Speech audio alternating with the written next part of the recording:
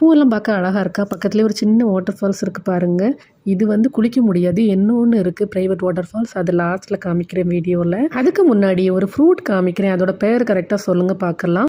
இது வந்து நம்ம யூட்ரஸ்க்கு ரொம்ப ஹெல்த்தியானது. அதனால் பொண்ணுங்க பொதுவாக இதோட ஜூஸ் அப்புறம் இதை கூட ரொம்ப விரும்பி சாப்பிடுவாங்க. என்னென்னு கண்டுபிடிச்சிட்டிங்களா? இதோட ரேட்டு கல்ஃப் கண்ட்ரீஸ்லாம் ரொம்ப கூடுதல் நான் நினச்சிட்டு இருந்தேன். ஆனால் இந்த வாட்டி இதெல்லாம் நேரில் பார்த்துட்டு பக்கத்தில் இருந்த கடையில் வாங்க போதும்போது தான் தெரிஞ்சுது. அதை உடைக்கும் ஊரில் ரேட்டை கூட தான் விற்கிறாங்க. இத்தனைக்கும் நம்ம லோக்கலில் கிடைக்கிற ஐட்டத்தை கூட தான் விற்கிறாங்க அப்படின்னு தெரிஞ்சுக்கிட்டேன். ஓகே, ரொம்ப நேரம் பேசி கழுத்திருக்க விரும்பல. இதோட பேர் என்னென்னா அவகேடோ. இதை வந்து தமிழில் வெண்ணெய் பழம், அதாவது பட்டர் ஃப்ரூட்னு சொல்லுவாங்க.